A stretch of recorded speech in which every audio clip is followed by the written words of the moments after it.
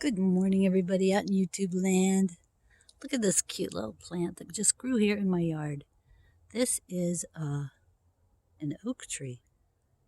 It was just a tiny little stick last summer.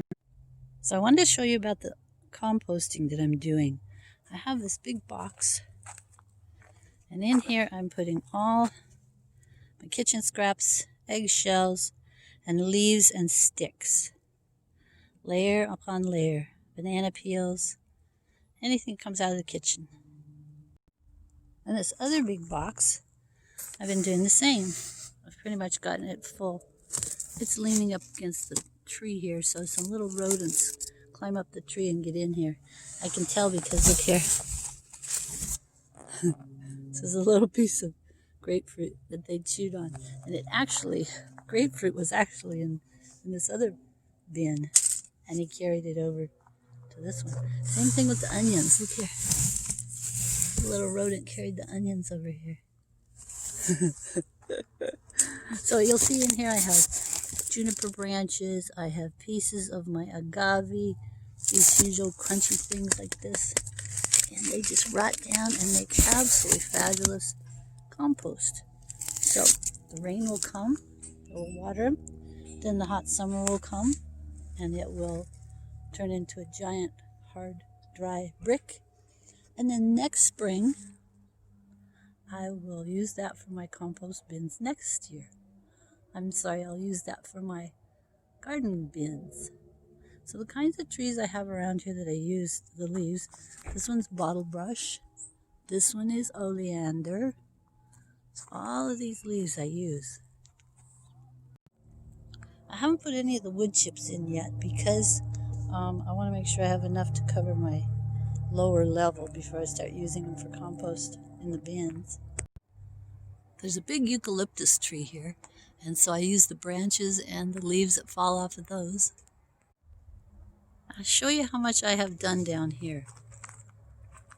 Got the wood chips all on the hillside here, and the hillside over there. Around the astroturf. Probably can't see it because it's in the shadow down there. Around that end of the astroturf. And then I don't want to, just about where that big tree, to the right of that big tree, there's a drain, the big tree shadow. There's a drain there. So I don't want those wood chips to go into that drain. So I'm keeping them a little bit far back from there. And then plus there is let me show you here just a second. Just this side of the astroturf, there is a big expanse that I'm not going to put any wood chips because there is a group of yellow wildflowers that grow in that area when it rains. And I think it's because it doesn't drain very well right there, so the water just sits. So I want those yellow flowers to grow again if they can. So anyway, making progress with these wood chips. I would say I am about 90% done. And the canine friends are just enjoying the sunshine.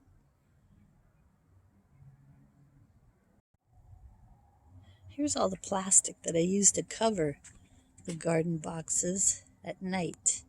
When it gets down in the 30s, it's been in the 30s the last week or so, and I think it'll probably continue most of the next few weeks. So I like to cover them, and the plants seem to really like it. The flowers seem to be doing really well too.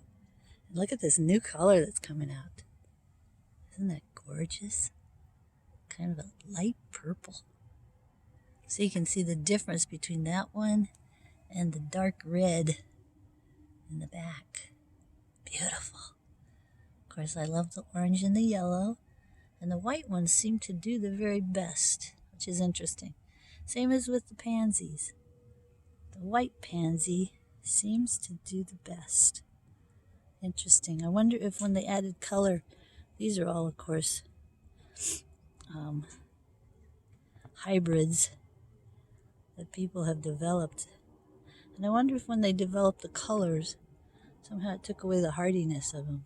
I don't know. Just a theory. This broccoli was falling over quite a bit, so I propped it up with a plastic fork. And now it seems really happy. Sweet Alyssum is coming along with its tiny little flowers.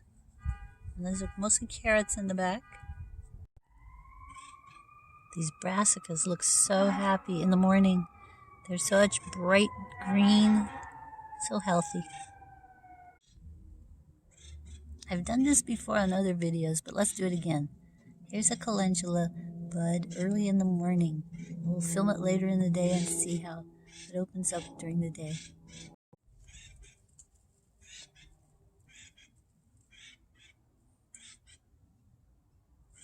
Can you hear that bird in the background? That's the acorn woodpecker.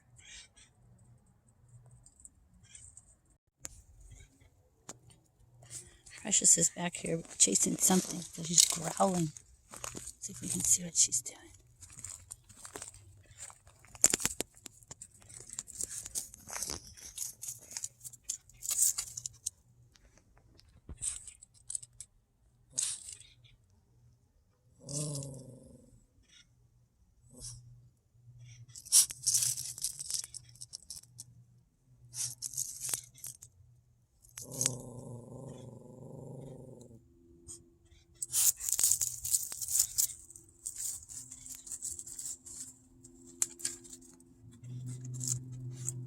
Must be a lizard. Is that a lizard? Yeah. Yeah, something in the tree. So here's my little lettuce bin. And I have not been covering this one at night because I want to see if this lettuce will just acclimate. So this is how I'm watering it with my turkey baster. Inspired by Thanksgiving this year.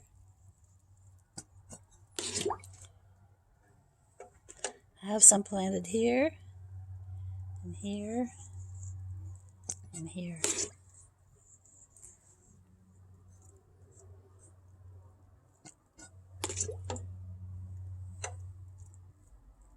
So I feel like this does not disturb the little seeds as much as if I just took this whole thing and just dumped it all in there really strong. So anyway, this does not get full sun here all day. So we'll see how they do. I think lettuce doesn't really need a lot of sunshine. So I'm hoping it's going to do fine. I don't know if you can see it, but oh, yep, see the yellow bird? That is the Cassin's kingbird. They've been making a lot of noise, and my bird app just identified them as the Cassin's kingbird. If you've watched my videos for a while, or even just a few of them, you will know that I am really into natural life, birds, animals, humans. I'm really into life.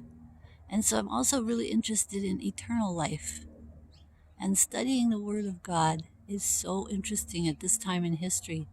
It says that we are all one. Jesus Christ has made the whole human race to be all one. We're all children of God. It's just a lot of people don't know it yet. They don't believe it yet. But Jesus said if you can't believe that Jesus is God, at least believe in the works that he did. When multitudes of people came to him, that's like imagine a whole football stadium of people came to him, and he healed every one of them. There was not one person that he said, no, sorry, can't heal you. Every single one of the multitudes of sick people that came to him, he healed them. Amazing, huh? So we are all one. We are all one in spirit. And what a wonderful time in history to come to that realization That's why when we hear of people that are having a hard time in their life right now, or people who are losing their lives, it just wrenches our hearts. It makes us feel so bad. That's why, because we're all one. Human beings, all on the earth, are all of one spirit. Oh, yes, and I also am very interested in plant life. Here's the calendula later on the same day. See how neat they open all the way up and then they close up at night. Very interesting. Thank you for joining me in this episode. Hope you enjoyed looking around my container gardens and so interesting about the compost boxes, huh? Be sure and like, subscribe, leave a comment. Adios. Mwah. Jesus loves you.